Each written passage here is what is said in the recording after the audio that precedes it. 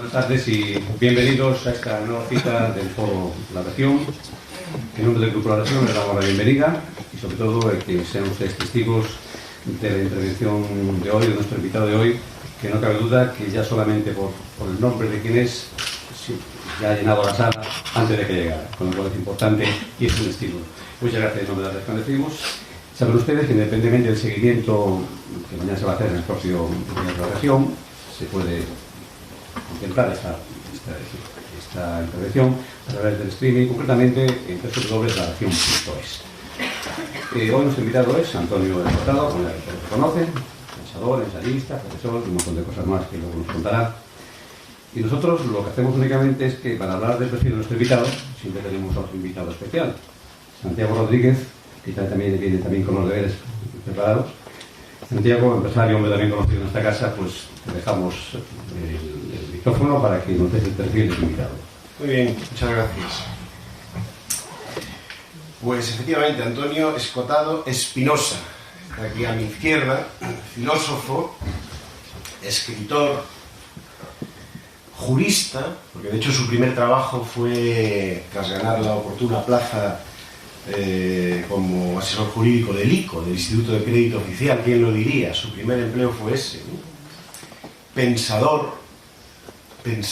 Yo me acuerdo que cuando era pequeño, tenía 7 o 8 años por ahí, un día vi en la tele, por primera vez a un señor que sabía su nombre y debajo ponía Pensador. Y yo no se lo dije a nadie, le dije, qué trabajo más guay, ¿no?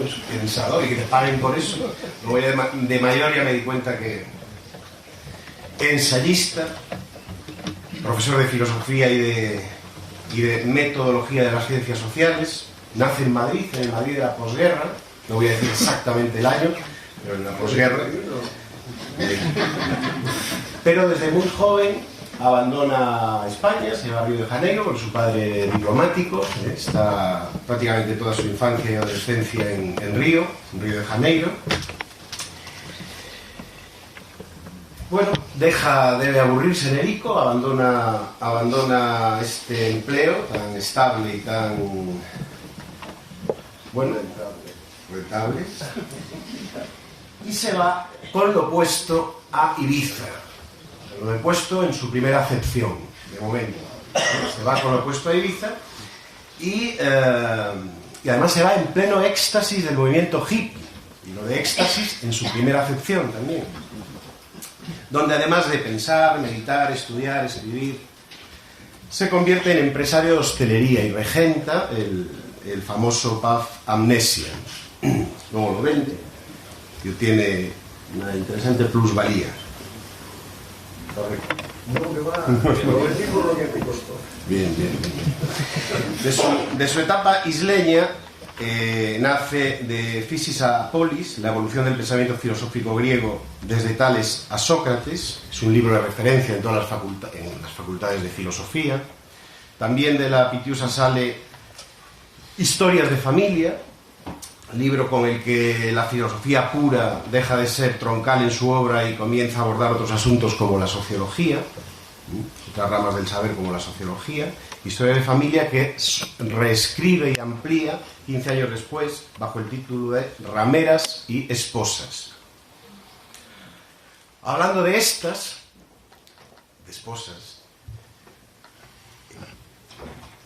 es padre de 7 hijos de 3 sucesivas esposas. Él manifiesta que tiene 3 valores supremos en la vida, que los voy a decir por el orden que él los menciona: cultivo del conocimiento, amor y ebriedad, etílica y no etílica. El mundo de las drogas y su sui generis convivencia con las mismas envuelve, quizás en exceso, en atención a la calidad y variedad de su producción intelectual, al señor Escotado. Su obra más conocida es la trilogía Historia de las drogas, verdadero atlas sobre el particular, con exhaustiva descripción experiencial tras consumo. Don Antonio ha tenido graves problemas con la autoridad, con mayúsculas, llegando incluso a estar encarcelado en el penal de Cuenca, estancia que aprovechó para iniciar la factura del libro que acabo de mencionar y que quizás sea su obra más conocida. Todos ustedes seguro que han leído, comentado sobre este libro, pero quizás no conozcan una anécdota que sí me apetece contar sobre el mismo, que es cuando la presentó. Tuvo problemas con la autoridad nacional e internacional. Presentó el libro en Buenos Aires, en un programa de televisión, y bueno, en el transcurso del programa don Antonio hizo mención que era consumidor de todo tipo de estupefacientes y que enseñaba a sus hijos a hacerlo de una manera ordenada, ¿no? Semejantes expresiones allí vertidas provocaron una reacción gubernamental y judicial, con embargo y secuestro del libro, intervención de su residencia allí, que supongo sería un hotel, y un gran revuelo social en el país, donde muchas personalidades, hasta el presidente de la República, opinaron sobre eso, diciendo que era inaceptable que en una televisión se dijera semejante cosa. Una de las personas que más lo hizo público fue Diego Armando Maradona.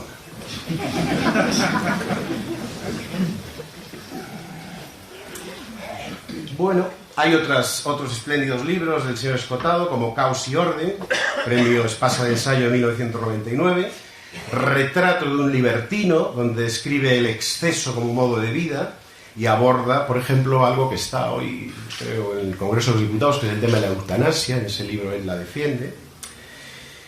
Los enemigos del comercio, historia de las ideas sobre la propiedad privada, que tiene 2 tomos, uno del 2008 y el segundo tomo del 2013, son 2 interesantes libros del señor Escotado liberal, que es lo que así se define, ¿no? Como un liberal, un auténtico liberal, centrándose en definirse como tal, más que en la dicotomía entre izquierda y derecha, en la dicotomía entre libertad y ausencia de la misma, o libertad y autoritarismo. Bueno, hay un tercer volumen, por favor. Perdón. Es el que hoy... El mejor, es el único que más o menos tiene Vale. tiene una determinada, un acabado. Vale.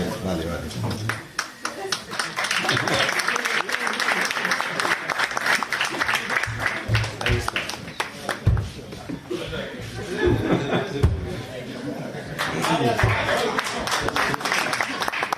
Perfecto. Los enemigos del comercio es esta trilogía, igual que Historia de Adón es otra trilogía, esta es otra trilogía.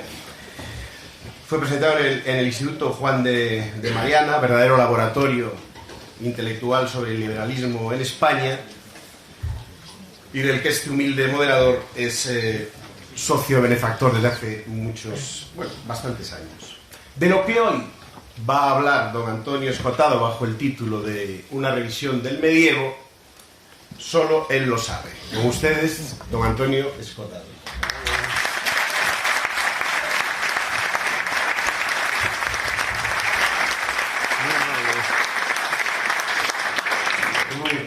Realmente muy amables. Me emocionan ustedes porque, claro, ya al llegar el crepúsculo de la vida, no saben ustedes qué contento estoy, pase lo que pase y dure lo que dure, porque yo aposté por lo que propone el oráculo délfico: conócete a ti mismo. Soy mal. No, me acerco y ya está. Es que a veces, como esta voz un poco aguardentosa, a lo mejor los micrófonos se acoplan, pero vamos, por ahora va bien, ¿no? Oyen bien, muy bien. Pues aposté por el oráculo, por el conócete a ti mismo, aposté por hacer verdad, que lo que nos hace felices es aprender y saber. Y de esto fue hace mucho, porque yo fui un repelente niño Vicente, ya desde los 12, 13 años. La primera foto quizá que tengo, estuve ahí yo leyendo un librote, y ahora me tienen ahí a punto de cumplir los 80, y qué bien, señores, qué bien. Cuánto les recomiendo que administren su tiempo, de manera que el máximo se dedique a saber lo que uno no sabe. a mirar cualquier ombligo distinto del propio, a nunca meter lo personal ni en la conversación ni en la reflexión, siempre a tomar en consideración lo otro, la magnitud de lo ignorado. Esto, al menos en mi caso, les aseguro que les hace felices, les cumple. El destino del ser humano es ser un animal fracasado si no es capaz de desarrollar lo que hace de él un héroe y un dios, que es el conocimiento. Conocer, por otra parte, es algo que no es bla, bla, bla. Como les dije, es un empleo de los minutos del tiempo.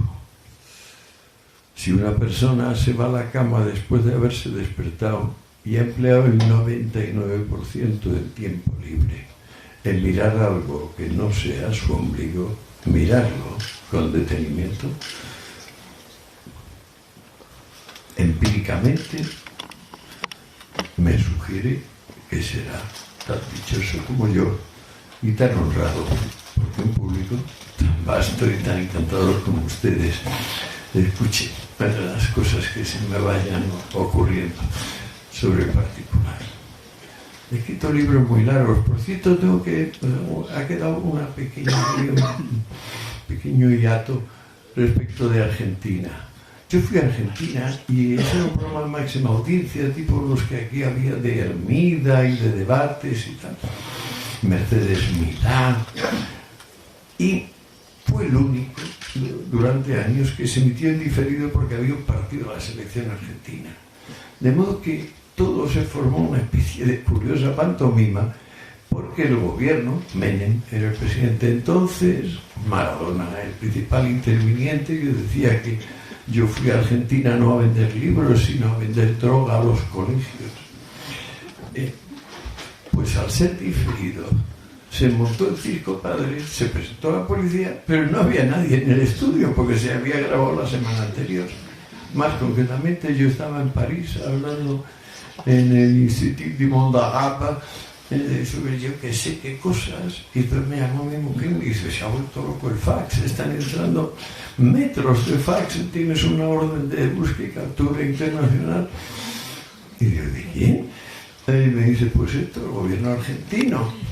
Como ese mismo mes Garzón había procesado a Pinochet, pues entonces, y Pinochet se había escapado y se había ido de Inglaterra.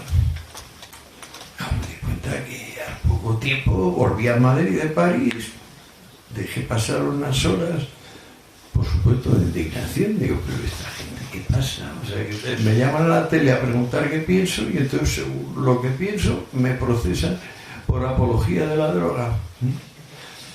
Bueno, a las 48 horas estaba en el aeropuerto de Buenos Aires para marcar las diferencias con Pinochet.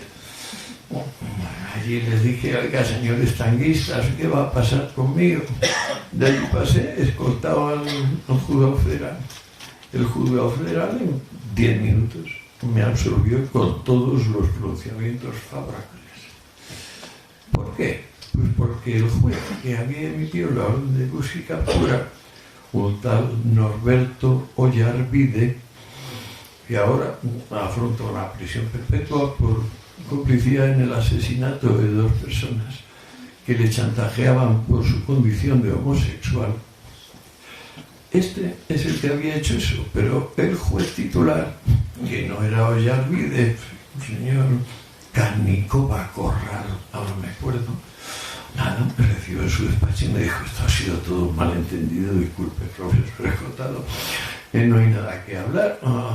Nada, digo, por favor, señoría, ¿qué le parece que nos tomamos un bife? Y dice: sí, vamos a tomar un bife. Y así acabó mi incidente de la Argentina.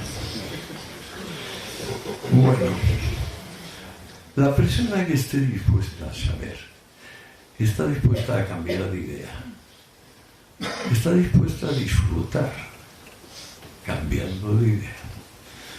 Esto queda no muy frecuente, e incluso en algunos círculos es pena de muerte. Se llama, por ejemplo, apostasía en religión, sigue vigente. La pena de muerte para el apóstata en el caso islámico. Se llama revisionismo e implica la pena de muerte también durante la vigencia, digamos, los 30 primeros años de la Unión Soviética o de la República Popular China. Cambio de idea está bastante mal visto. Y sin embargo, no hay ninguna otra forma de progresar en el conocimiento.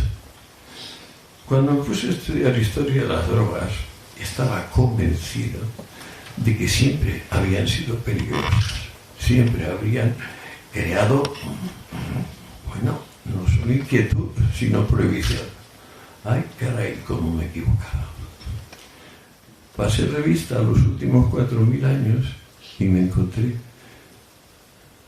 algo tan sencillo como que el 90% de las drogas que ahora son problema, ha habido un 10% de drogas nuevas descubiertas, pero el 90% la humanidad ha convivido con ellas sin el menor problema. Digo, sin el menor problema, sin el menor reflejo legislativo, político, de preocupación, de alarma. Y que la espectacular multiplicación de la importancia de este asunto, de la cantidad de usuarios, la cantidad de producto, la cantidad de variedades de productos, todo eso viene de 1914, cuando se aprueba en el Senado americano y en el Congreso un paquete legislativo que incluye la ley seca por una parte y la ley Harrison por la otra. La ley Harrison, viendo que para aprobar la ley seca fue necesario hacer nada menos que una enmienda a la Constitución americana. Es un asunto muy delicado, requiere mayorías reforzadas, etcétera, etcétera, que no estaban dispuestos a hacer lo mismo que se habían esforzado en hacer con el alcohol y que por tanto iban a aprobar una ley, como dicen ellos, postal registral, donde el opio y las sales de coca, así se llaman sales de coca, no decían clorhidrato ni nada, quedan bajo supervisión administrativa. Fíjense ustedes, y Harrison dice eso. El opio y las sales de coca quedan bajo supervisión administrativa. Comillas. De eso, de ese críptico mensaje, seguido por la nota de legislación oportuna desarrollará reglamentariamente el precepto. De eso hemos hablado, digamos, consagrado desde la Convención Internacional de 1971 sobre sustancias psicotrópicas, donde en el artículo 1 leemos: es obligación de todos los estados vigilar el estado anímico de la ciudadanía. Pero cambio. Bueno, nada de eso sabía yo cuando me puse a estudiar el tema. Cada vez que uno estudia, mira de cerca. Cada vez que uno mira de cerca, las cosas cambian radicalmente. Cada vez que cambian radicalmente, uno tiene o no lo que tiene que tener para reconocer que estaba equivocado. Uno tiene que seguir reconociendo que la búsqueda de la verdad es la simple búsqueda de la realidad de las cosas, prima sobre todo lo demás.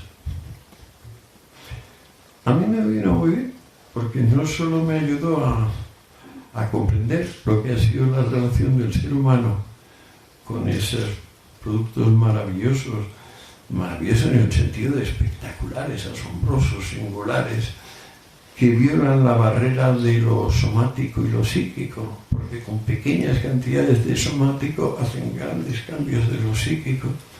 No sé si se acordarán que Descartes dividía el mundo en materia extensa y materia pensante, y que no había posibilidad de conectarlo, según Descartes, más que a través de un órgano inexistente, la glándula pituitaria, según Descartes, que distribuía moleculitas, iba traduciendo moléculas de extensa en pensante.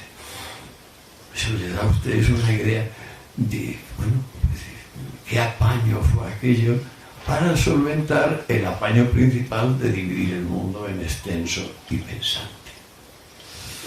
Bueno, cuando me puse a estudiar el comunismo, era un asunto mucho más sentimental. Desde luego, siempre me han parecido las drogas una ventana al conocimiento. Además, claro, las investigaciones me demostraron que así ha sido humanamente. O sea, en la antigüedad hay una cosa que se llama programa de la sobria ebriedad, enunciado básicamente por Platón, pero debido a las enseñanzas de Sócrates.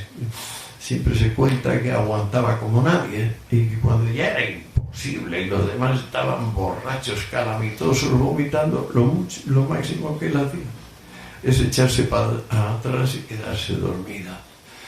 Platón lo explicaba diciendo que con estos homenajes al sagrado Dioniso, ustedes ya saben que Dioniso es el dios de la ebriedad, el dios del esperma, el dios de la savia, el dios de la orgía, el dios que representa lo inmediato de la naturaleza. Pues bueno, Platón dice que el que no se sumerja en la ebriedad con respeto se pierde una parte tan sustancial de lo real que verdaderamente el resto no vale mucho la pena, y que el hombre cuerdo alterna la ebriedad y la sobriedad como la vigilia y el sueño, como el silencio y la palabra. Bueno, este programa luego lo va a desarrollar Filón de Alejandría de una forma todavía más expresa, y a Filón, no sé si ustedes lo saben, pero claro, es uno de los hombres más importantes de la historia universal, porque los tres evangelios más antiguos hablan de un Jesús que hace milagros, y claro, el evangelio de Juan, que es un discípulo directo, son palabras directas de Filón de Alejandría, dice: en el principio fue el verbo, y el verbo era Dios, y Dios era amor, y el amor se encarnó y está entre nosotros. Esto, claro, no se había visto jamás en la escritura religiosa, puesto que es de una profundidad de concepto y de una belleza poética y creativa inigualable, o por lo menos inigualable. Pues, igual que la ebriedad me pareció un tema interesante, importante para mi propio desarrollo, porque pensaba y pienso que las drogas, desde la perspectiva de la sobria ebriedad, son la gran ventana para conocerse a sí mismo y para también saber quiénes son los demás, porque nadie borracho es capaz de ocultarse. Se le ve el plumero a todo el mundo. De modo que el que nunca se emborracha, como decía Baudelaire, tiene algún secreto muy feo que esconder.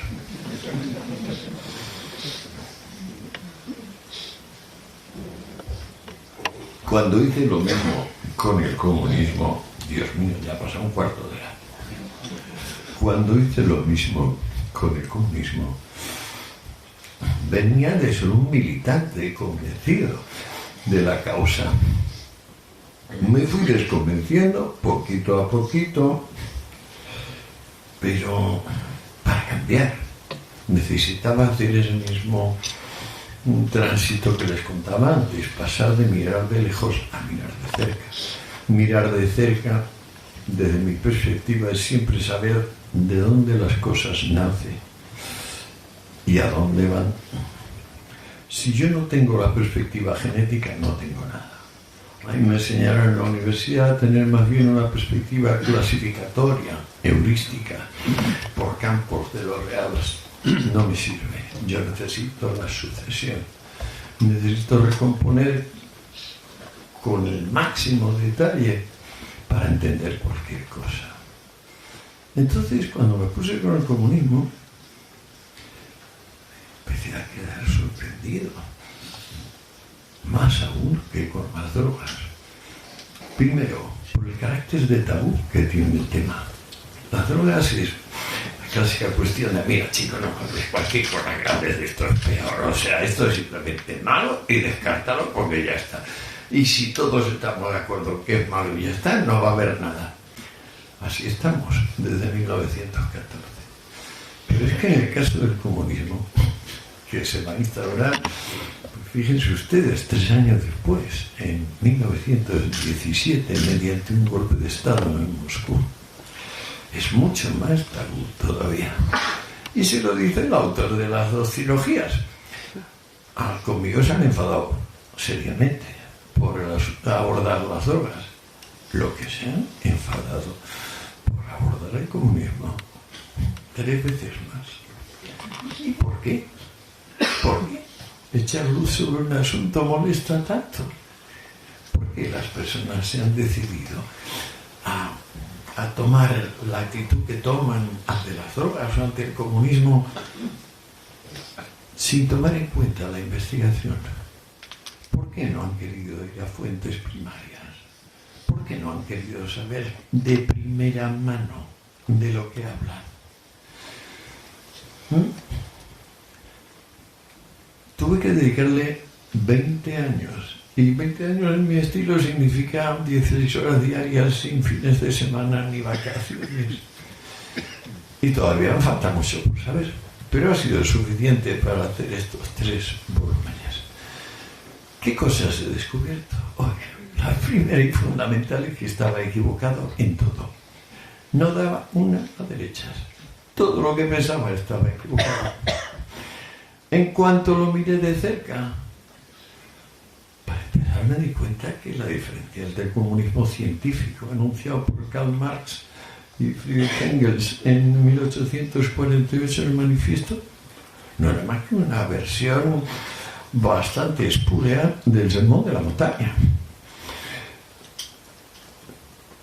Bueno, o sea que había un comunismo del amor y luego fue el comunismo científico. El comunismo del amor hablaba de que los últimos serán los primeros y de que jamás un rico entrará en el reino de los cielos, de que los seres humanos hacen muy mal siendo previsores y trabajadores, porque no se preocupan los pajaritos ni las lombrices de su comida al día siguiente, pues porque se va a preocupar el ser humano. No, ser previsor es blasfemar sobre la divina providencia, como dice el Evangelio de Lucas.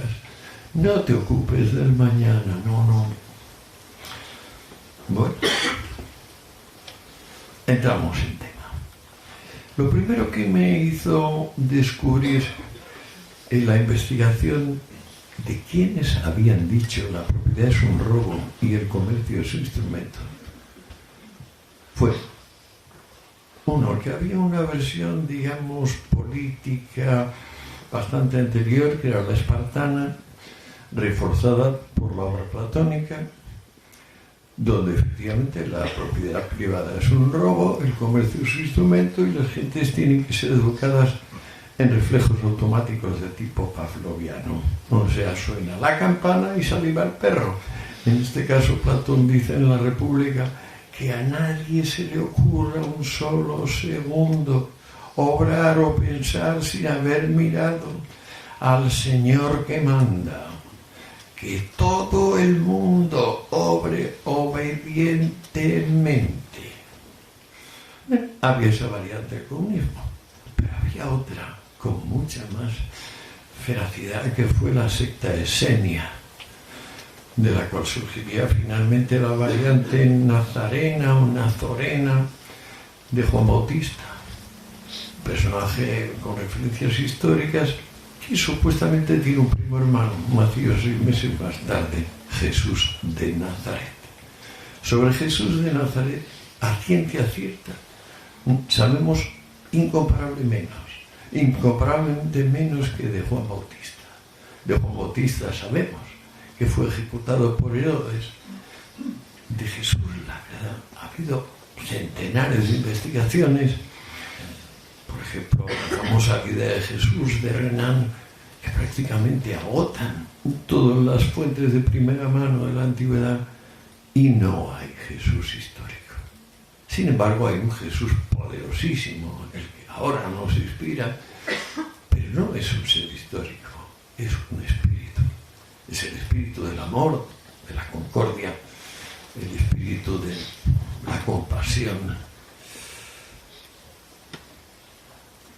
Pues bueno, resulta que esa semilla esenia que interpreta el mandamiento no hurtarás como no practicarás el comercio. Esa, de alguna manera, se entremezcla con los destinos del Imperio Romano. Imperio Romano, primer gran imperio basado en la esclavitud. Ustedes a lo mejor piensan que la esclavitud es un invento inmemorial y que luego, gracias al cristianismo, se fue reduciendo. Ah, Dios mío, yo también lo pensaba. Menudo dislate, menudo disparate. Por el edicto de Ciro el Grande, que es del siglo VI a.C., y el cilindro cuneiforme se conserva en la Asamblea General de Naciones Unidas en Nueva York, en la sede de Nueva York, por el edicto de Ciro el Grande y por lo que nos queda de la obra de Hesíodo y de Solón, los dos pilares fundamentales del espíritu griego, hombres del siglo VII a.C., sabemos que la esclavitud es un fenómeno relativamente reciente. Excavaciones posteriores nos demuestran, por ejemplo, que las pirámides fueron levantadas por hombres libres. Tan así lo sabemos que la primera huelga registrada, que debe ser como del siglo XV a.C., es de constructores de pirámides diciendo que les suban el sueldo, y el emir correspondiente cede. Esa es la primera huelga de los anales. Ningún esclavo ha hecho huelga porque es inconcebible. Luego los constructores de las pirámides eran hombres libres. Si luego miramos el código de Hammurabi, por ejemplo, todo esto de extraordinaria relevancia en la antigüedad, encontraremos que el esclavo, en el sentido en que luego van a mencionarlo lo mismo San Pablo que los emperadores romanos, no existe. Es decir, esa persona que es solamente apariencia de persona, no existe. ¿Por qué? Porque el código de Hammurabi reconoce que el esclavo o la esclava se puede casar con su amo, por ejemplo, que puede ser emancipado sin más problemas y que es recibido en las casas con un banquete parecido al que hacemos al bautizar a nuestros hijos. Es decir, es un miembro humilde de cada familia.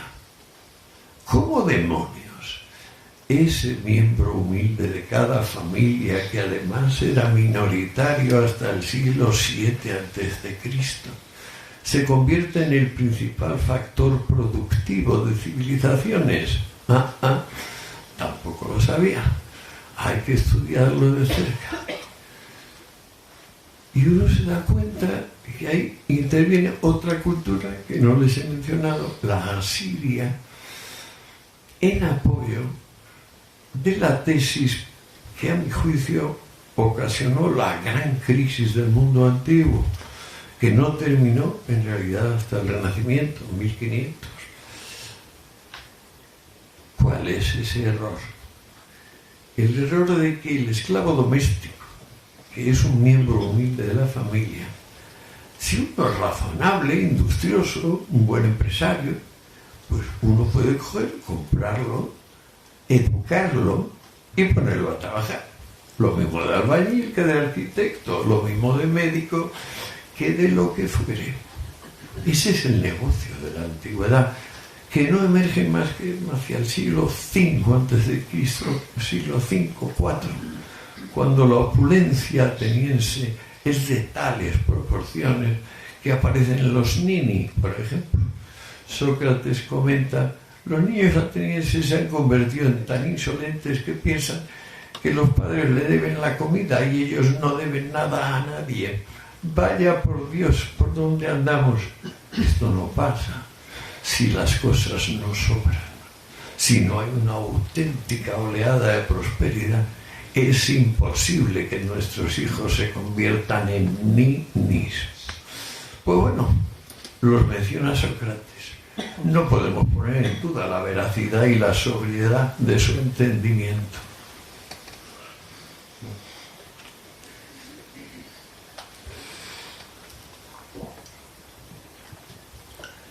Pero ni Sócrates,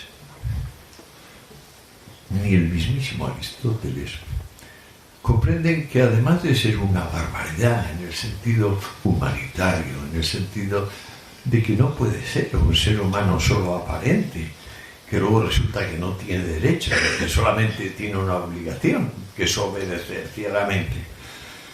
Por uno, ni Aristóteles se da cuenta de que a ese atropello de la justicia, de la equidad y de la dignidad se añade un problema estructural mucho mayor, que es que tenemos que amortizar. ¿Qué entendemos por amortizar? Bueno, estamos en una habitación y hacemos cosas.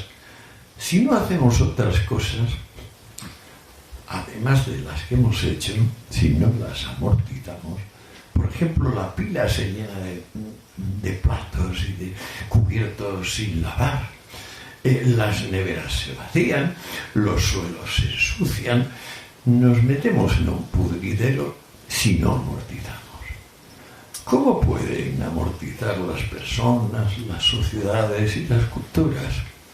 Pues naturalmente haciendo ese esfuerzo de reponer lo que se ha gastado a lo largo de la jornada.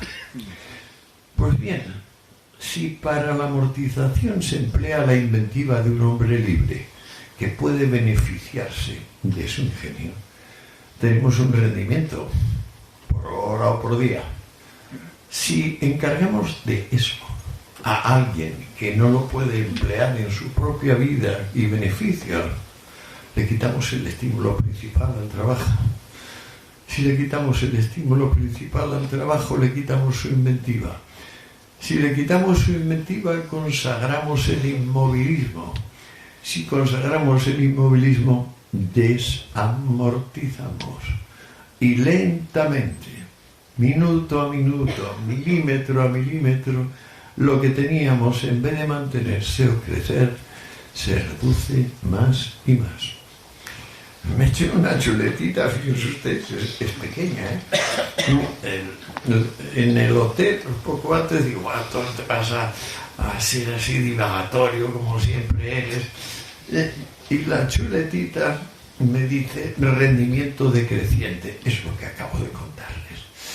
Evidentemente, si falta el estímulo de poderse apropiar los frutos del propio ingenio, de la propia devoción, de la propia diligencia, todo el proceso productivo se resiente, pero de una forma muy poco visible, lo suficientemente poco visible para escaparse quizá a la inteligencia más clara de todos los tiempos, al maestro del género humano, que es Aristóteles.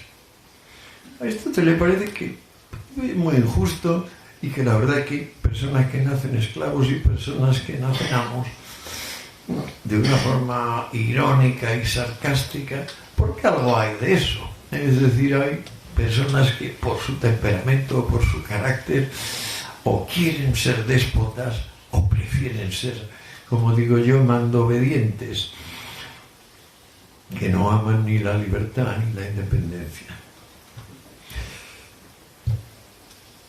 El caso es que Roma, el Imperio Romano, que fue la primera gran unidad administrativa jurídica que teóricamente administró con eficiencia la renta de enormes territorios, digamos los que van de los Urales a las Islas Británicas y del Báltico al Mediterráneo, enorme zona. Los romanos fueron primero una sociedad militar y luego, desde el Edicto de Milán del 313, una sociedad clerical militar. ¿qué aportó el cristianismo al Imperio Romano?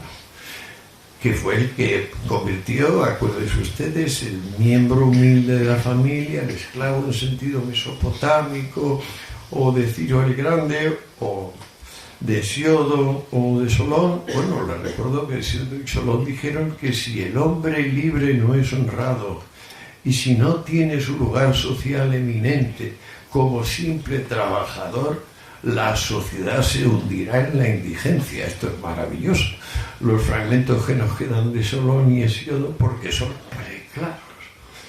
Todavía Pericles, siglo y poco después, sigue pensándolo y construye la Acrópolis y prohíbe que intervengan esclavos. ¿Por qué?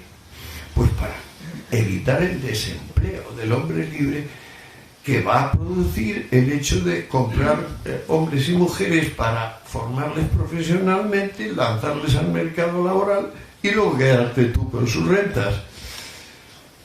Bien.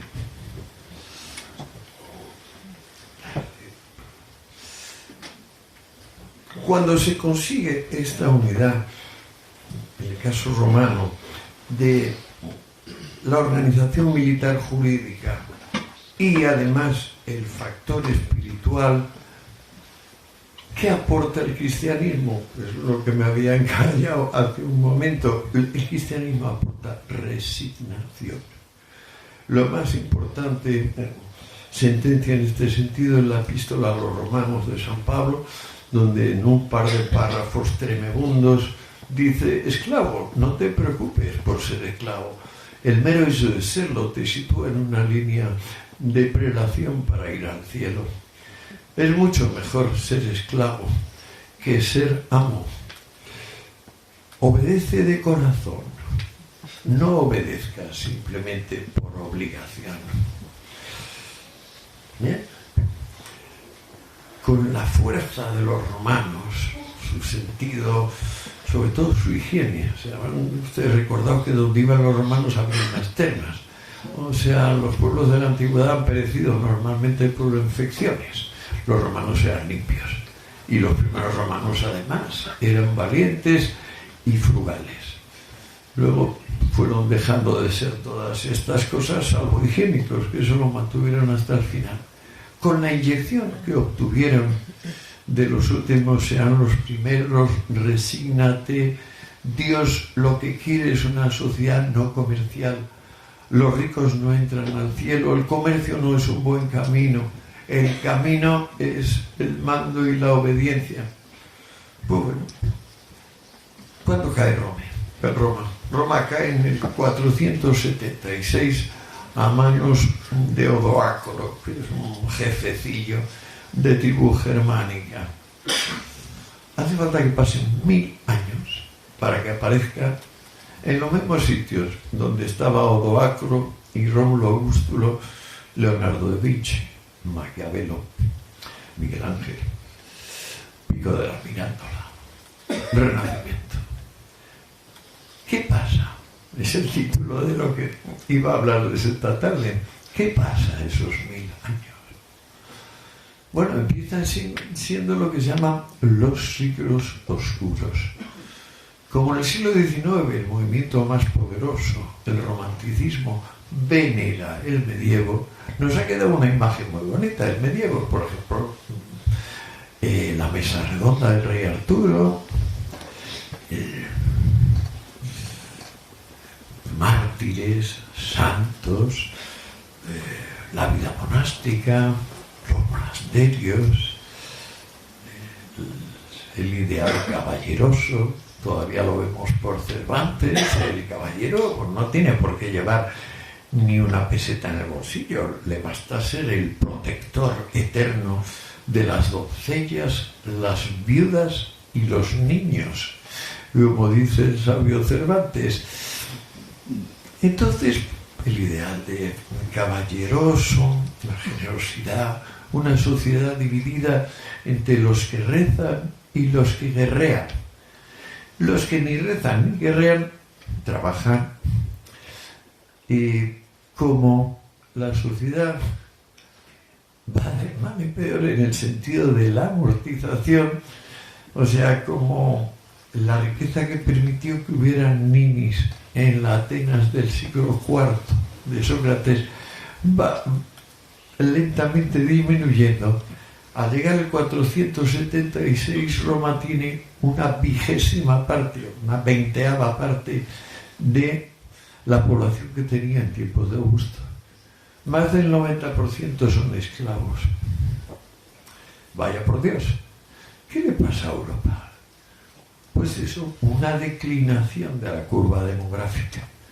Cuando las cosas van mal de verdad, no la crisis del 2008, no, cuando van mal de verdad, se nota en que la población decrece. Que la curva de producción de nutrición y la curva de producción de personas se cruzan. En ese punto donde se cruzan, no hay más que caída demográfica. El romanticismo nos ha ocultado lo que en realidad fue el medievo.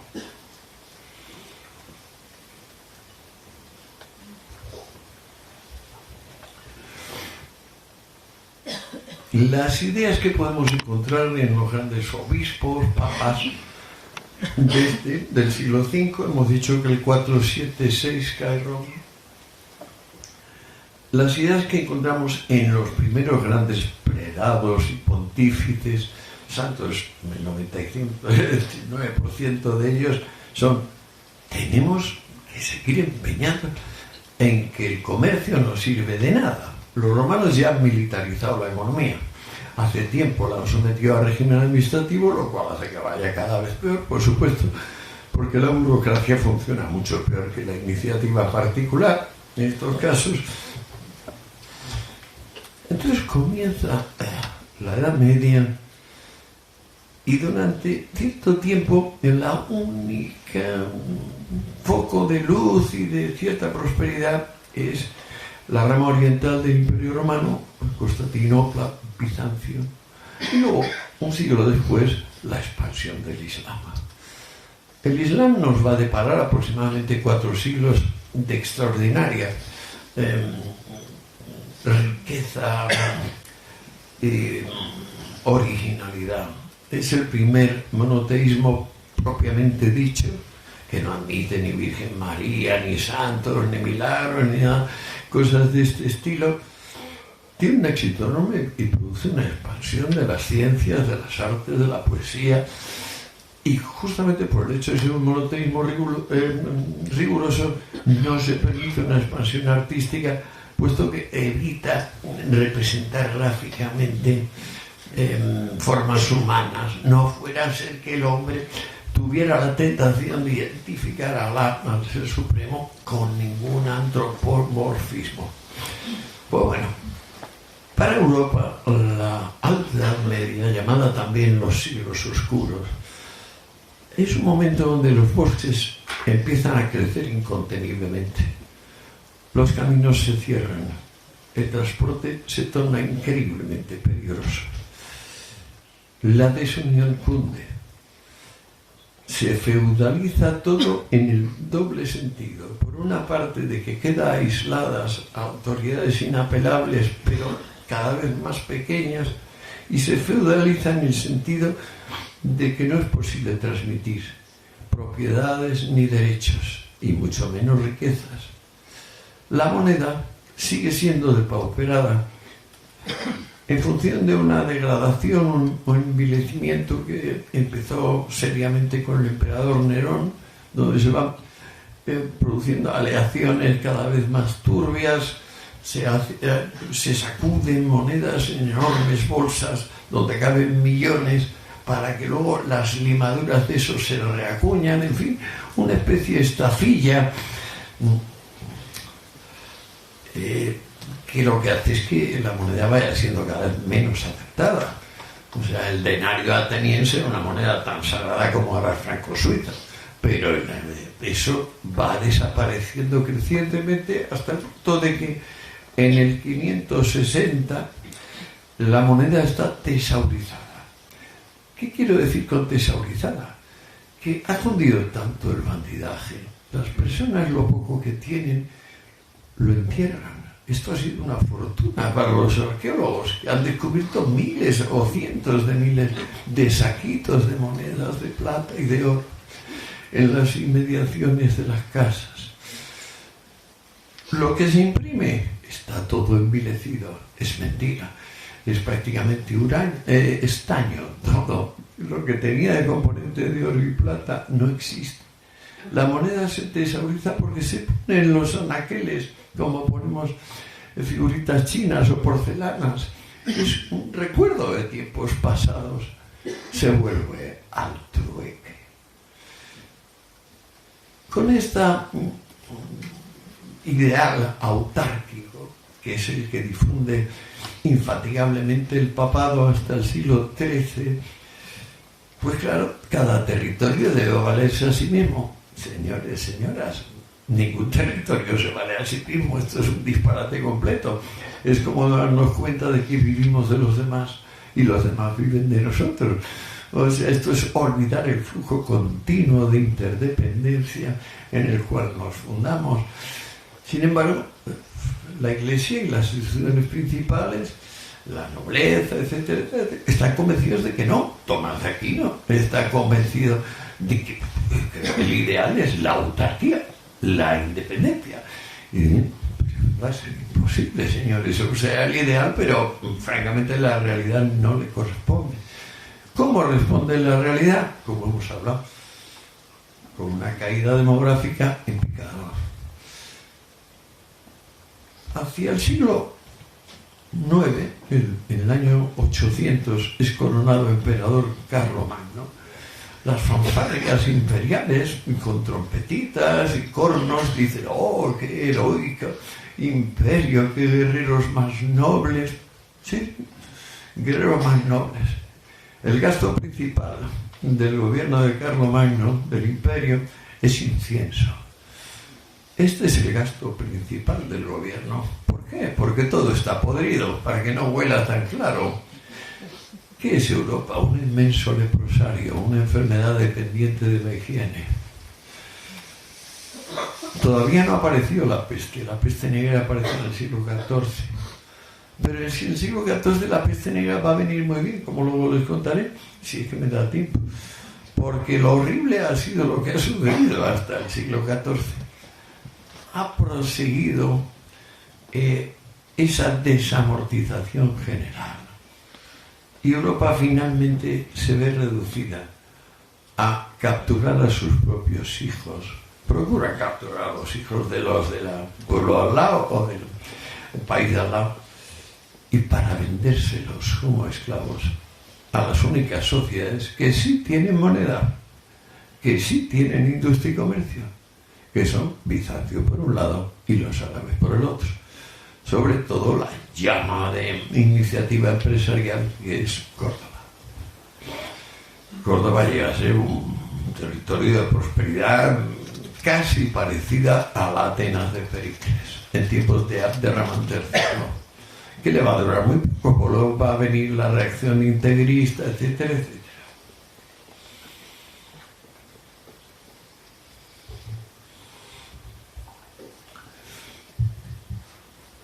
¿Qué debe en la plebe? Es decir, quienes no oran y quienes no luchan.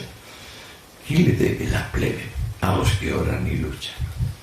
Pues le debe lo que el godo Teodorico llama hospitalitas. Hospitalitas es literalmente 1/3 de todas las tierras son mías. Tú te quedas con 2/3 de las que había y yo me quedo con 1/3. Esta es la organización territorial europea desde la instauración del primer intento de parecerse a Roma cuando ya Roma ha caído. Naturalmente, 1/3 de todo el territorio es una barbaridad. Pero como sigue la depauperación, la única forma de conseguir los bienes que no se pueden producir aquí es venderles a la juventud propia, a los árabes y a los bizantinos. Pues claro, tanta miseria hay, física, moral, que la literatura, el 99% de la literatura se dedica a vidas de santos. Y gracias a Michael McCormick, que sigue siendo profesor de Historia Económica en alguna universidad norteamericana, digitaliza todas las fuentes de la Alta Edad Media, o sea, del siglo VI al siglo XI, todas. Y le pregunta, ¿qué ha pasado con ciertas palabras? O sea, en el siglo VI, ¿cuántas veces aparece la palabra amo? X millones. ¿Cuántas veces aparece la palabra ladrón? X millones. ¿Cuántas veces aparece la palabra comerciante? McCormick queda atónito, porque en el siglo VI la palabra comerciante aparece, si no recuerdo mal, lo estuve repasando esta tarde, 669 veces. ¿Cuántas veces aparece comerciante en el siglo IX? 13 veces.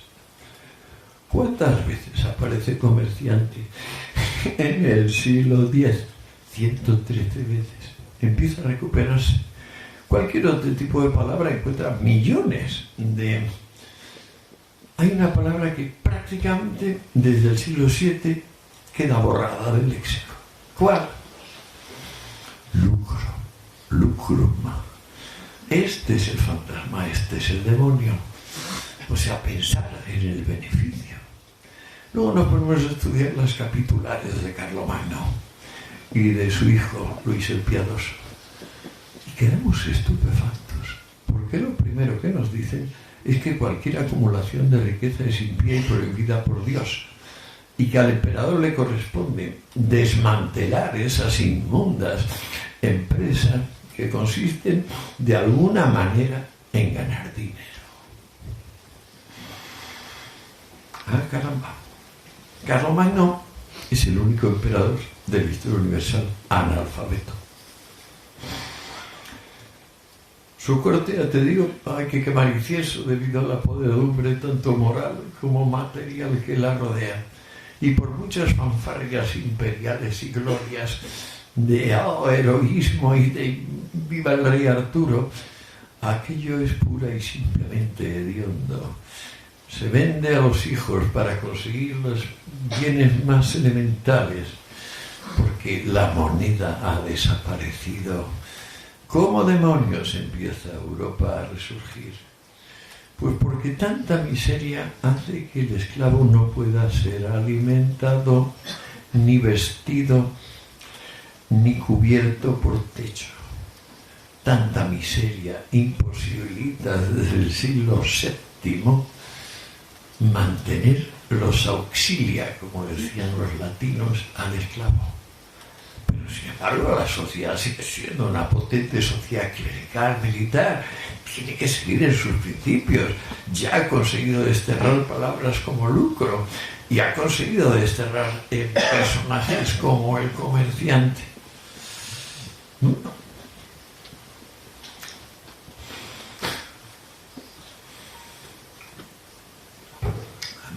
La verdad es que les recuerdo esto, pero cuando yo iba percibiéndolo y viéndolo, que fue así, y qué gran engaño pudo ser aquello, vino en mi ayuda el gran historiador y filósofo holandés Johan Huizinga, que en realidad se debe decir Huizinga, y entonces dice que la Edad Media fue básicamente el periodo de la humanidad, fue mentirosa por naturaleza y definición. Es decir, que todo protegernos sobre la base de que no habrá lucro, sobre la base de que nadie saldrá beneficiado, es que todo el mundo sale perjudicado. Nos habíamos situado en el momento donde ya no era posible pagar al esclavo, los auxilia y entonces lo convertimos en siervo. ¿Qué significa eso? Que ya no podemos controlarle, que como ya no está en dependencias propias, tiene que valerse por sí mismo. Seguimos manteniendo nuestro poder de vida y muerte sobre él. Por ejemplo, el derecho de pernada. Cataluña, muy curioso, es el país que más tardíamente derogó el derecho de pernada nobiliario. Lo derogó comparando el católico en 1400 y pico, mientras prácticamente en el resto de Europa no existía.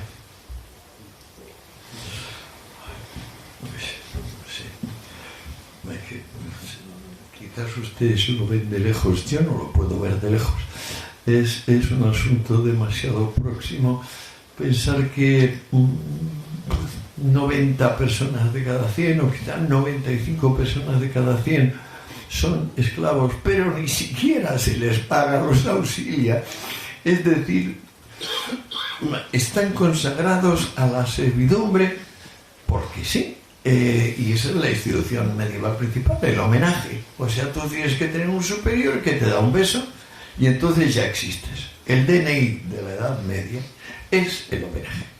O sea, las personas no son personas porque han nacido con morfología humana o porque uno piensa. No, las personas son personas y son reconocidas por otras personas. Y el homenaje vale lo mismo para el último pastor que para el más alto duque. Todos se van prestando homenaje en una cadena jerárquica. Todo es jerárquico. ¿No reina? Pues claro, el ideal de la santa pobreza. Así vamos todos al cielo. Bueno, 95 personas son esclavos, son siervos. ¿Qué debe el siervo? Igual que se habían quedado los bárbaros con un tercio del territorio, el siervo debe 3 días de la semana al Señor. Esos 3 días el Señor le dice lo que tiene que hacer. A lo mejor hay algún señor que no encuentra que hacer durante ese tiempo, pero teóricamente le deben eso y también le deben las levas militares. O sea, también el derecho de pernada, en fin, una serie de humillaciones atroces. Si no te dan el beso, no tienes el DNI, que luego últimamente se ha convertido en carné de racionamiento patriótico. Pero en fin, esa ya es la variante moderna de la santa pobreza. ¿Cómo demonios del siervo, que es un esclavo que no tiene ni techo, ni comida, ni ropa, estamos aquí ahora? Pues bueno, porque los siervos desertan, porque la obligación del siervo es quedarse en la gleba.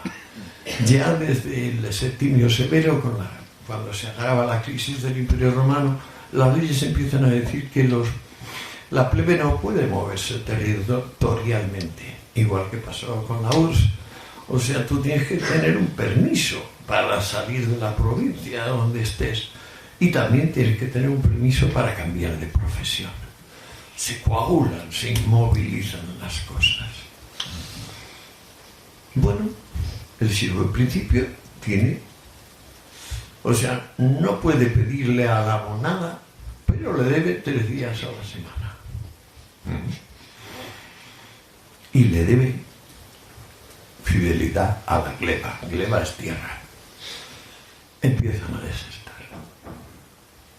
La primera manifestación seria de deserción que conozcamos viene de un libro árabe del siglo X, donde se menciona una compañía llamada de radanitas, formada básicamente por judíos. Son los primeros que establecen vínculos de Europa hasta China, es decir, recorren la ruta de la seda moviendo mercancías. Traen mercancías hasta Carlomagno, los radanitas. Pero bueno, eso es como una rareza, una excepcionalidad. Hace falta que muchos más siervos deserten. ¿Cómo pueden desertar los siervos? Tenemos una figura interesantísima aquí. Goderico de Finchale, hoy San Goderico. Este es un pobre pastorcillo que, desesperando de quedar en la gleba, se acercó a las costas pensando que habría restos de naufragio. No lo sabía porque prácticamente... Y con mucho trabajo consiguió incorporarse a una caravana acorazada. Caravana acorazada, vean ustedes, ¿qué es esto de caravana acorazada? Pues sí, grupos de 12, 14 hombres armados hasta los dientes, normalmente formados por una familia, un padre con sus hijos, o sus hermanos, o sus primos, que se van anexionando soldados profesionales que vivían de las guerras privadas de los territorios y se dedican a empezar a desbrozar los caminos, a empezar a hacer practicables las rutas, porque era otro espacio no a tiros, pero sí a flechazos y a hachazos a quienes le vengan a molestar. Goderico de Finchale está 20 años ahí, de caravana acorazada en caravana acorazada, hasta que consigue unos mínimos y empieza a hacer unas embarcaciones que cruzan el estrecho de Dover, primer cabotaje, y que conocemos. Esas embarcaciones, bueno, tienen un éxito enorme, pues ni más ni menos que conectar las islas británicas con el continente. Además, los pequeños focos que había de resurrección de aquella barbarie de Carlomagno y su hijo persiguiendo cualquier foco comercial, hay precisamente donde más se resiste es en Brujas, en Gante, en Amberes. Ahí empieza a haber también un espíritu comercial. Estamos hablando del siglo X, siglo IX. El caso es que Goderico se llega a hacer una pequeña flotilla de barcos de cabotaje y teniendo 50 o 55 años, su biógrafo, que es un monje, dice que es el hombre más rico de Europa, con gran diferencia. Tiene clientes árabes y bizantinos, que es fundamental para tener moneda, es preciso tener relación con los árabes y los bizantinos, que son los únicos que acuñan moneda aceptable. Y bueno, de repente un día le llega la iluminación, se da cuenta que ha trascendido el ideal de la santa pobreza, da todo lo que tiene a los pobres y es canonizado como San Goderico de Lincolnshire, porque Finchale se traduce como Lincolnshire finalmente, y ahí está en su altar. Goderico de Finchale es el primer empresario que conozcamos del mundo. Pues esto, mezclarse con marinos, con caravaneros y darse cuenta de la ventaja comparativa, es decir, que allí sobra madera y aquí falta trigo o viceversa, y que el ideal de la autarquía es un santo disparate, pues el primero en darse cuenta y en ejecutarlo fue San Goderico de Finchale, que al final renunció a toda esa monstruosidad en la que se había metido. El mundo medieval, como recuerda muy bien Harnack, que es el gran teólogo y el gran historiador protestante del dogma y de las instituciones eclesiásticas, que metió una obra en 9 o 10 volúmenes, Harnack. Pues claro, resulta que las reliquias son el verdadero objeto de poder económico. Por ejemplo, Santiago de Compostela. ¿Por qué? Pues porque ahí hay reliquias. Como comenta Hanna, cuanto más repugnante una reliquia, es decir, si no solo es un hueso, sino que conserva algo de pelo o algo de tendón o algún tipo de materia orgánica, pues más valiosa. Hay inmensas riquezas, fortunas y territorios se venden a cambio, como decía Juan de Valdés, de los 107 perpucios de Cristo descubiertos y exhibidos en distintos lugares de Europa. ¿Por qué? Porque es una sociedad clerical militar donde se bendice la pobreza, la desdicha, la inferioridad, la falta de mérito, y entonces, pues claro, lo que tiene el mérito, la forma quinta esencia del mérito, es eso. Es un fragmento de pezón arrancado de la mártir de Santa Florentina de no sé qué, o de pie desgarrado por el garfio de no sé cuántos.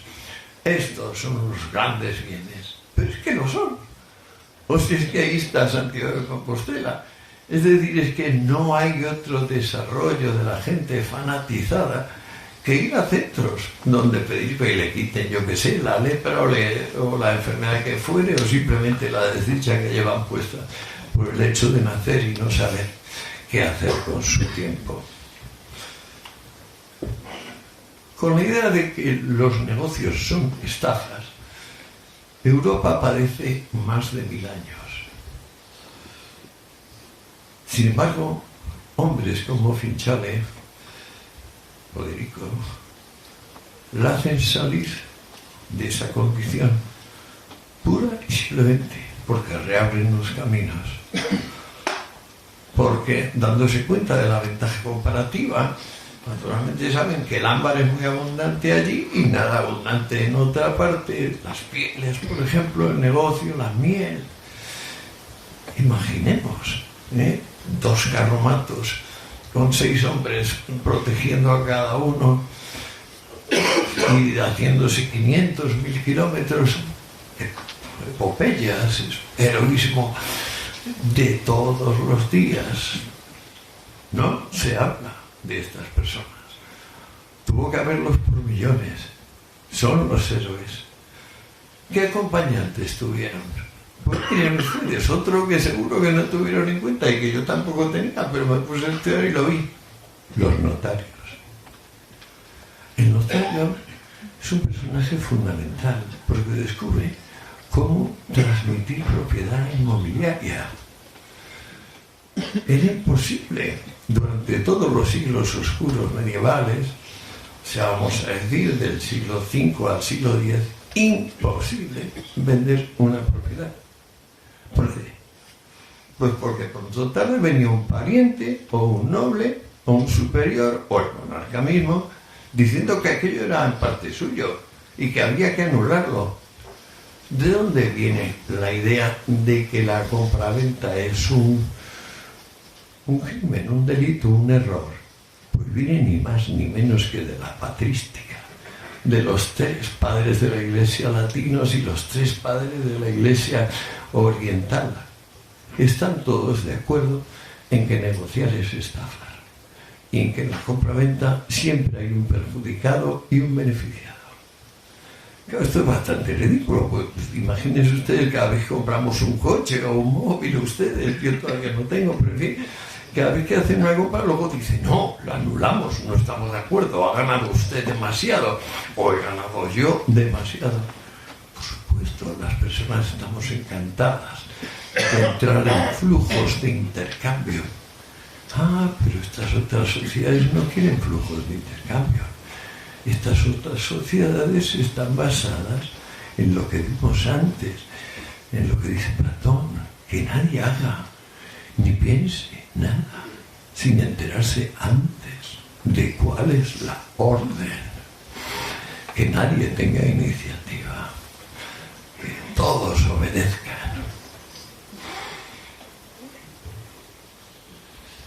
La primera criatura, y con esto voy a terminar, que desarrolla a fondo el alma de Finchale, de San Goderico, es la Hansa, la organización de comerciantes que se crea en el mar Báltico para conectar el frío con los climas más templados. Esa organización sin organizador, que nunca fue vertical, siempre fue horizontal, descentralizada y mantenida a través de lo que llamaban ellos dietas, reuniones. Esa llegó a tener 1 millón de empleados, 1 millón de empleados 3 siglos más tarde. Y bueno, en realidad sucumbió porque no tenía capacidad para responder a los retos que ella misma había planteado, es decir, la Hansa murió de éxito. Cobraba un 5%, fijo, no se permitía cobrar más. Recuerden, da para varias conferencias lo de la cuestión de la usura de Norge, ni siquiera me meto en eso, lo del interés del dinero. Pero la Hansa, que empezó con 30 comerciantes y llegó a movilizar hasta 1 millón de empleados por toda Europa, nos ha dejado maravillosas manifestaciones arquitectónicas, por ejemplo en Polonia, sobre todo en Lituania, por el Báltico, y también alguna cosa nos queda en Europa occidental.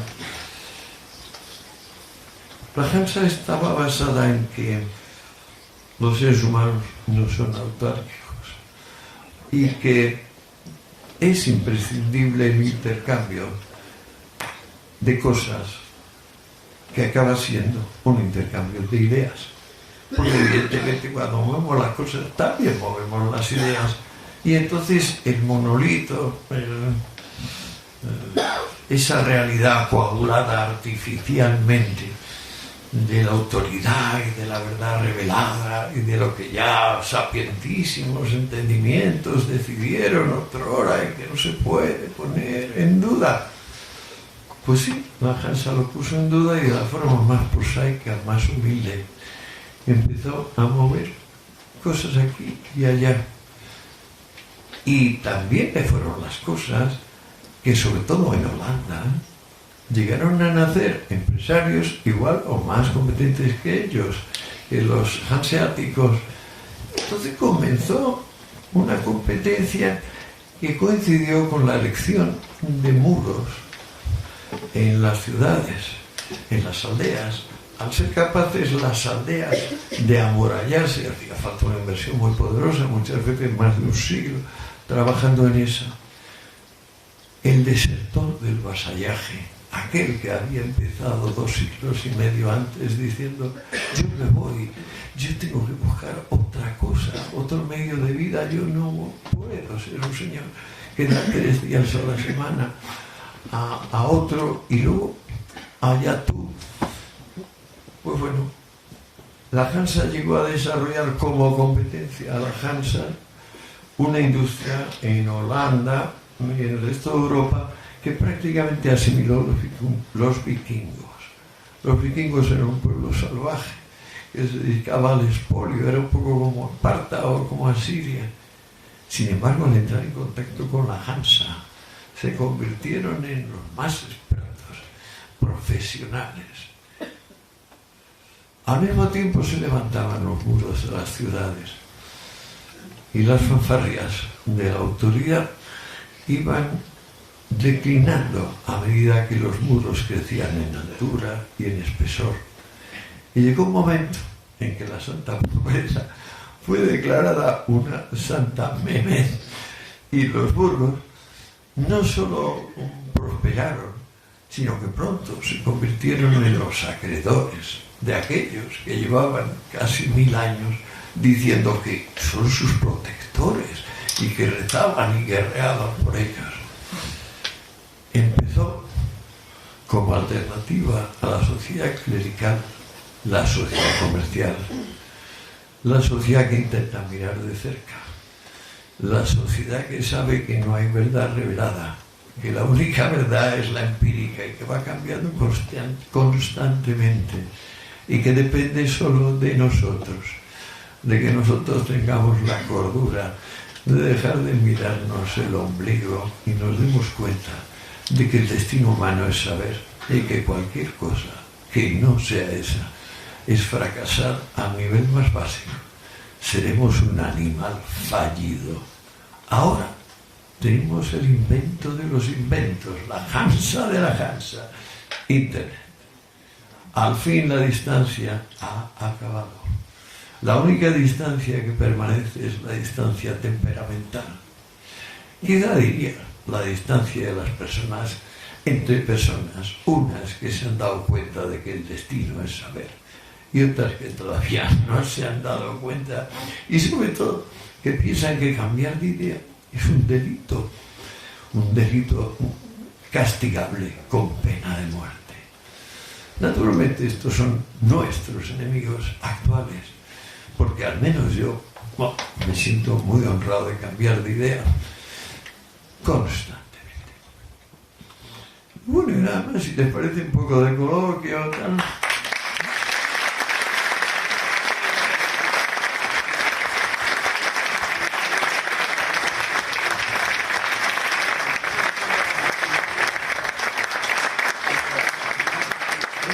Muchas gracias. Y bueno, pues ahora vamos a proceder al coloquio para empezar esta intervención de nuestro invitado.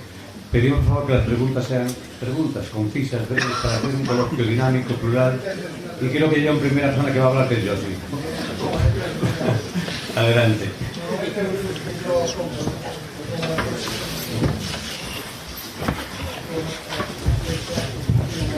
Fue en el 2010, febrero del 2010. Solo escribí arreglos, solo hacer esto. Toma, muy bien. Pues ahora te ruego, por favor, que lo firmes esto y que eches un vistazo de lo que subrayaba. Espera. También hice esto, también compré este. Y también compré este otro. Bueno, pues entonces te ruego que me lo firmes, te lo guardaré en mi casa, están subrayados. Todo, y además también tengo los 2 tomos de historia de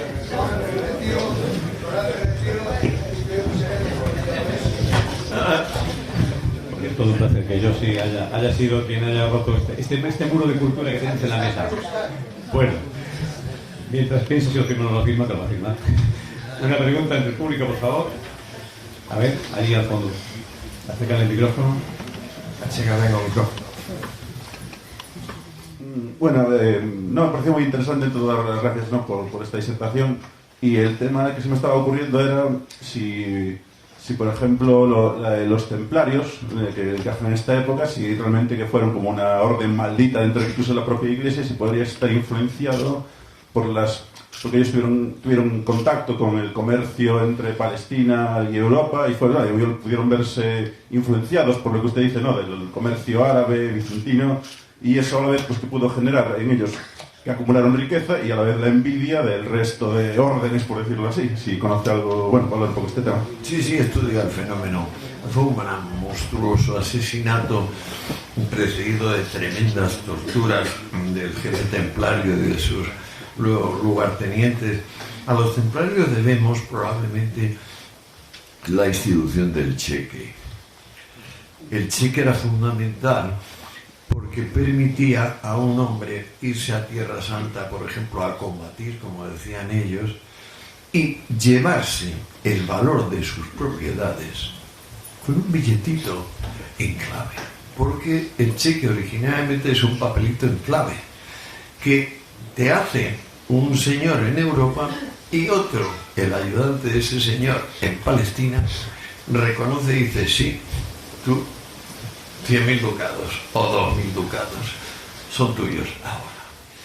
Esto, los templarios, en la invención del cheque, a mi juicio, en esto sigue Montesquieu, espíritu de las leyes, a mi juicio, derivan de una institución de inexagerable relieve en la historia de la humanidad y en particular europea, que es la letra de cambio. Nadie sabe quién inventó la letra de cambio. Es un invento anónimo atribuido a los judíos según Montesquieu, que es totalmente genial, porque igual que los notarios ayudaron a movilizar la propiedad inmueble, en la letra de cambio convirtió en la propiedad inmueble en mueble y la propiedad mueble en mueble también, traspasando fronteras. Y esa fórmula, la letra ha desaparecido. En derecho, por ejemplo, teníamos todo.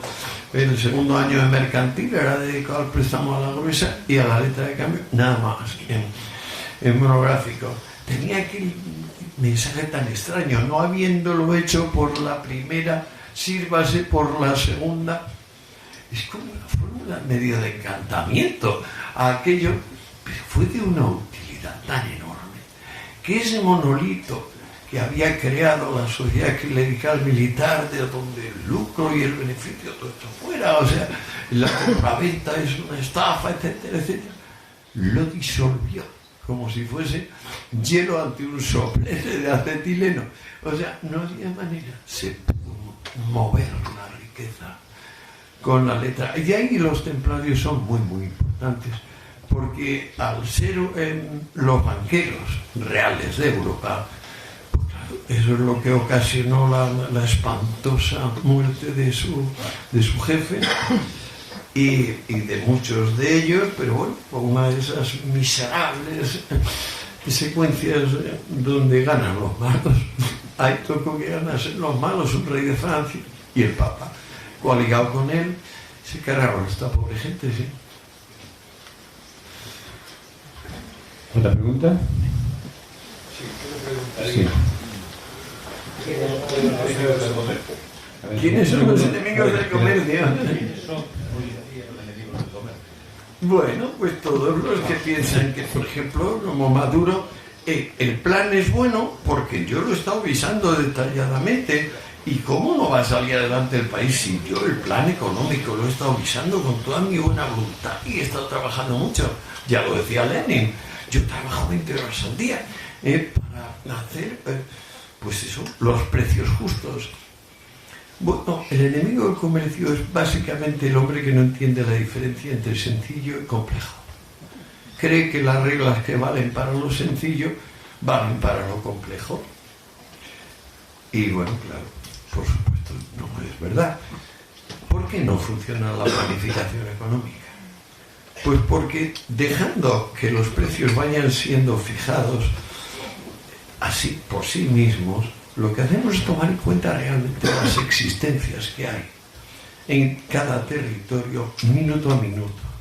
En el momento en que deleguemos esto, por el bien de todos y para tener las cosas previstas en alguien, es como si, por ejemplo, pusiésemos a nuestro entendimiento, en vez de a pensar en geometría o en historia o en venir a una conferencia, en hacer el proceso digestivo, respiratorio, por ejemplo. No, señor. El proceso respiratorio digestivo implica billones de células interviniendo en todo momento para lograr descomponer el alimento y sacar nutrición o sacar oxígeno del aire. Bien, cada vez que intentemos que la voluntad de alguien intervenga en asuntos económicos, supliendo la iniciativa particular, me ha hartado de decirlo, es lo equivalente a un derrame cerebral masivo o a un infarto total. O sea, con la mejor voluntad que haya, de repente un mundo de trillones de señales se reduce a 27. Eso es un derrame cerebral masivo.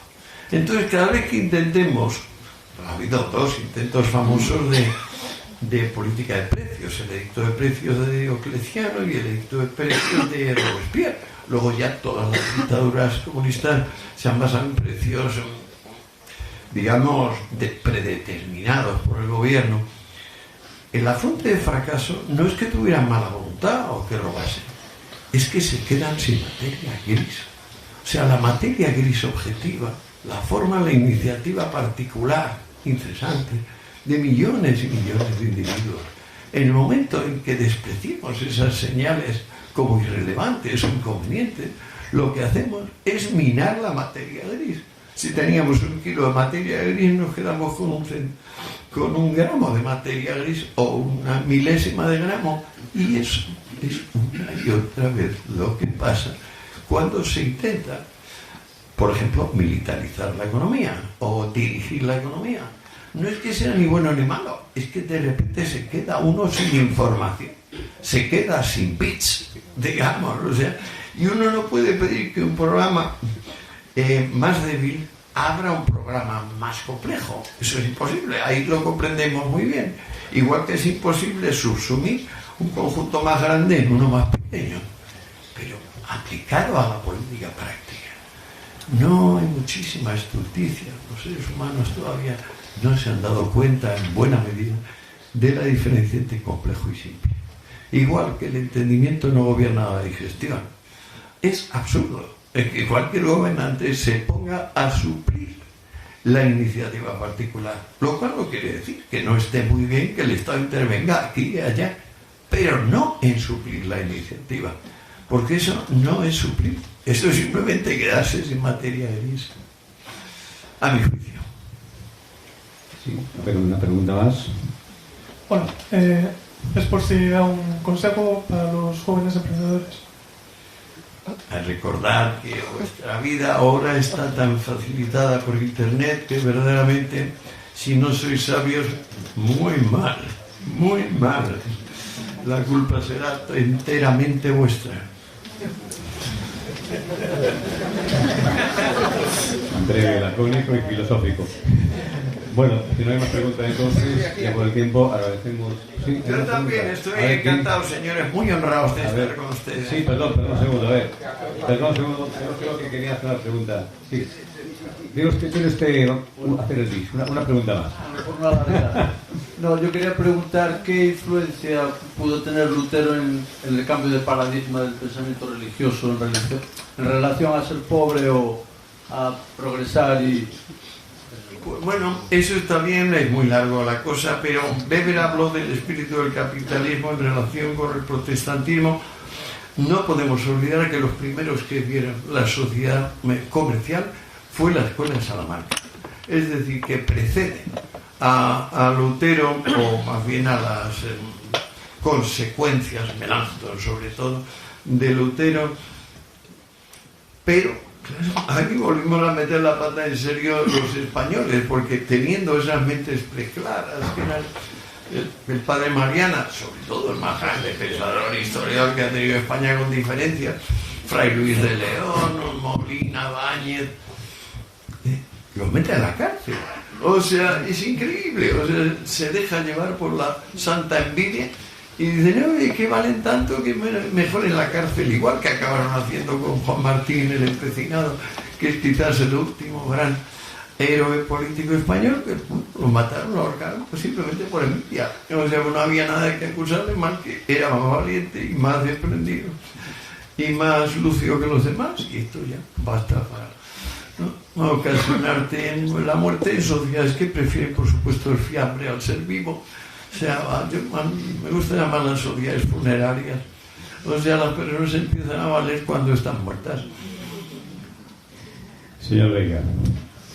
Sí, hoy en día hubo clásicamente la lucha entre los proteccionistas y libertadistas que Déjame un segundo más al micrófono para que le cojas, acérquese un poquito más. Los libertadistas eran favorables al comercio y los proteccionistas pues eran prácticas restrictivas del comercio. En el día de hoy es curioso porque se nos rompen los esquemas cuando vemos que en el mundo actual un país comunista como China es partidario del librecambismo y el actual presidente de los Estados Unidos es un proteccionista. Entonces los enemigos del comercio, la visión, y por supuesto los partidos comunistas son enemigos del comercio, pero como también lo son otros muchos, ¿no? Pues ya ve que el Partido Comunista Chino, ¿no? Hoy no. Bueno, el Partido Comunista Chino hoy no lo reconocería Mao, ni lo reconocería Marx. Y claro que no. Pues sí que hay mucho de confundir lo circunstancial con lo esencial. O sea, el que Trump sea presidente, bueno, es una irrelevancia histórica en comparación con lo que es el espíritu de la sociedad norteamericana. Y que Mao Zedong prohibiera durante algún tiempo el comercio entre los chinos es una irrelevancia, puesto que los chinos son una gente muy laboriosa y muy dada al comercio, no en tiempos de Mao, sino hace 5.000 años ya lo era. Entonces cada vez que uno intenta una singularidad personal o ponerse a un flujo histórico, pues bueno, es una irrelevancia. Simplemente uno lo intenta, pero luego uno se muere y ya está, y no cuenta. A ver, otra pregunta en público, me parece, ¿no? Sí, a ver, a mí me gustaría volver sobre esto de intercambio, la relación entre cosas e entre ideas. Porque yo soy profesora de filosofía y llevo años lidiando con un alumnado educado para el consumismo, no para el pensamiento. Entonces quiero saber su opinión sobre los riesgos que supone el mercado, entendido como se entiende hoy en día, para el cultivo de las ideas y del pensar, por el pensar, no el pensar para el consumo. Bueno, todo lo que sea salvar a otro y ayudar a otro sin consultar a ese otro siempre que se trate de un adulto es una usurpación, por supuesto. El famoso por tu propio bien es peligrosamente por tu propio mal siempre. El caso es que la contraposición es que en el momento que le pongamos límites a la espontaneidad del mercado, hacemos que el mercado de bienes y servicios se aproxime al mercado de personas. Cada vez que hay un país que funciona mal, el mercado de bienes y servicios se contrae y se amplía el de personas. Por ejemplo, cuando Lenin viene en el 17, en noviembre del 17, no tarda ni 15 días en emitir el decreto este de reclutamiento industrial obligatorio. Esto es lo mismo que decir la población se ha convertido en esclava. Reclutamiento industrial obligatorio significa tú ya no puedes decidir ni dónde trabajas, ni en qué trabajas. Pura y simplemente.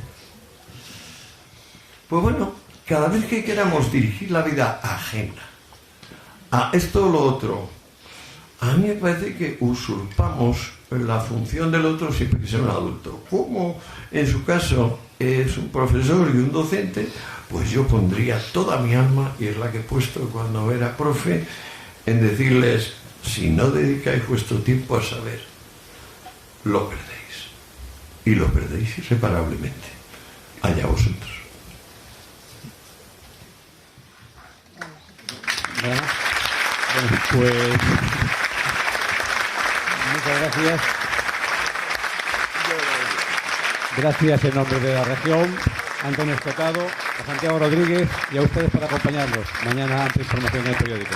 Buenas noches.